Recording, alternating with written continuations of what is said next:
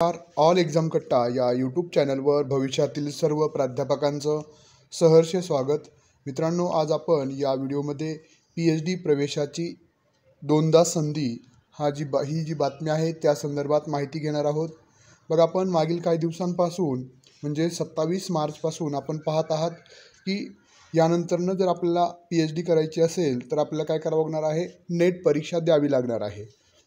त्या संदर्भातील UGCचं जे परिपत्रक आहे ते देखील आपण याच चॅनलवर टाकलेलं आहे। बघा, शेवटची पेट परीक्षा जूनमध्ये विद्यार्थ्यांच्या पैशाची वेळेची बचत होणार। म्हणजे ही जी पुणे विद्यापीठामार्फत जी पेट परीक्षा घेतली जाणार आहे ती शेवटची जूनमध्ये होणार आहे। अनेकांच्या मनामध्ये अशा पद्धतीचा अनुत्तीर्ण प्रश्न होता की आता जे नोटिफिकेशन पुणे विद्यापीठामार्फत येणार होतं ते त्या न्यूजमुळं येणार की नाही, तर पेट परीक्षा जूनमध्ये होणार आहे त्या संदर्भातील खुलासा आपण पाहणार आहोत। बघा, सावित्रीबाई फुले पुणे विद्यापीठात आता वर्षातून दोनदा PhD अभ्यासक्रमासाठी प्रवेश प्रक्रिया राबवण्यात येणार आहे। त्यानुसार पहिल्या टप्प्यात येणाऱ्या जूनमध्ये नेट परीक्षा झाल्यावर तर दुसऱ्या टप्प्यामध्ये डिसेंबरमध्ये नेट परीक्षा झाल्यावर प्रवेश प्रक्रिया होणार आहे। त्यामुळे पुणे विद्यापीठातून PhDचा अभ्यासक्रमाला प्रवेश घेण्यासाठी इच्छुक असणाऱ्या विद्यार्थ्यांना दिलासा मिळाला असून विद्यार्थ्यांची अनेक वर्षाची मागणी पूर्ण होणार आहे। म्हणजे जी वर्षातून दोनदा PhDसाठी प्रवेशाची जी प्रक्रिया आहे ती यानंतरनं सुरू होणार आहे। विद्यापीठ अनुदान आयोगाने UGCने नेट परीक्षेला ज्युनियर रिसर्च फेलो आणि सहाय्यक प्राध्यापक पदाची पात्रता होण्यासोबतच आता PhD प्रवेश परीक्षेचा दर्जा दिला आहे।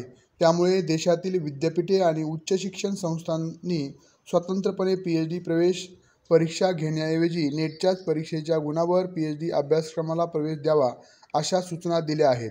त्यामुळे नेट परीक्षा मिळणारे गुण तसेच मुलाखतीचे गुण अशा एकत्रित गुणाच्या आधारे विद्यार्थ्यांचा प्रवेश PhD अभ्यासक्रमाला होणार आहे। नॅशनल टेस्टिंग एजन्सीकडून नेट परीक्षा जून आणि डिसेंबर अशा दोन टप्प्यामध्ये वर्षातून घेतली जाते। विद्यापीठाने UGCच्या सूचनेनुसार नेट परीक्षेच्या गुणांच्या आधारावर PhD अभ्यासक्रमाचा प्रवेश प्रक्रिया राबवण्याचा निर्णय घेतला आहे। त्यामुळे ही प्रवेश प्रक्रिया 2 वेळा राबवावी लागणार आहे। विद्यापीठाच्या प्रशासनाने आवश्यक उपाययोजना आखणे सुरू केले आहे। त्यामुळे आता पेट परीक्षा शेवटची असेल। येत्या आठवड्यात म्हणजे एप्रिलच्या पहिल्या आठवड्यात परीक्षेबाबत सविस्तर वेळापत्रक प्रसिद्ध होणार आहे। या परीक्षेच्या आयोजनाची बैठक नुकतीच झाली। त्यानुसार परीक्षेचे आयोजन होईल। त्यानंतर विद्यापीठाकडून शेवटची पेट परीक्षा घेण्यात येईल अशी माहिती विद्यापीठाच्या अधिकाऱ्यांनी दिलेली आहे। आता विद्यार्थ्यांना कसा फायदा होणार आहे, तर सावित्रीबाई फुले पुणे विद्यापीठाशी संलग्नित PhD रिसर्च केंद्रामध्ये साधारणतः 1,500 ते 2,000 जागांवर PhD अभ्यासक्रमाची प्रवेश प्रक्रिया राबवण्यात येते आणि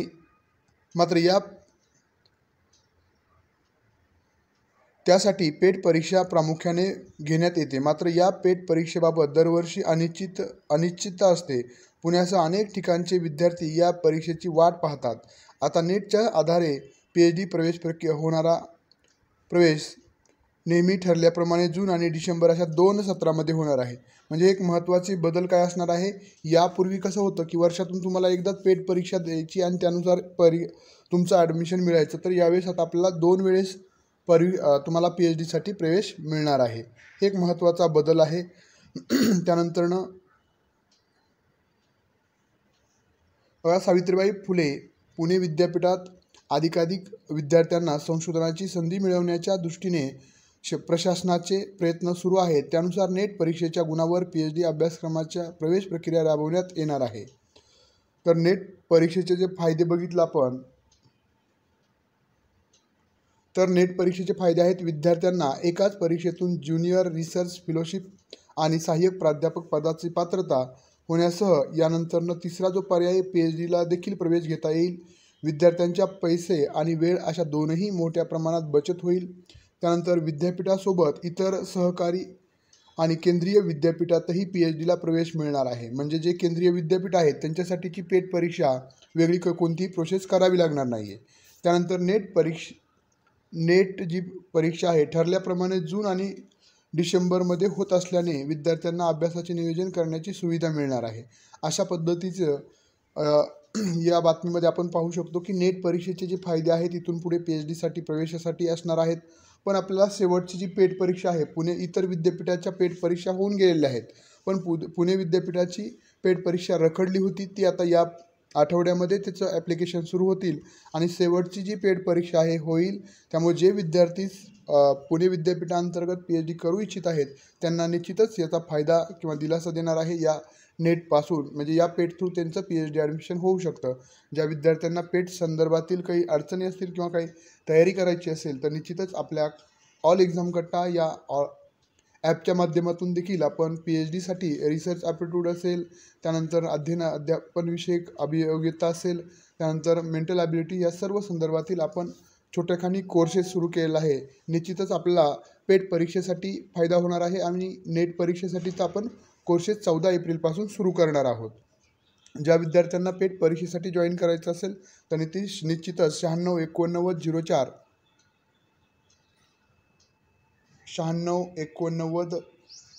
04 77 38 या नंबरला तुम्ही कॉन्टॅक्ट करू शकता. व्हॉट्सअप मॅसेजद्वारे देखील किंवा तुम्ही ऑल एक्झाम कट्टा या Google प्ले स्टोअरवरील ॲप डाउनलोड करून देखील ते कोर्सेस तुम्ही जॉईन करू शकणार आहेत. अतिशय अल्प दरामध्ये आपण ते ठेवणार आहोत. जी जूनमध्ये होणारी पेट परीक्षा आहे त्यासाठी निश्चितच आपल्याला फायदा होणार आहे. धन्यवाद. हा व्हिडिओ आवडला असेल तर आपले मित्रमैत्रिणी जे सेट नेट परीक्षा त्यानंतर पेट परीक्षेची तयारी करत आहेत त्यांना शेअर करायला विसरू नका. धन्यवाद.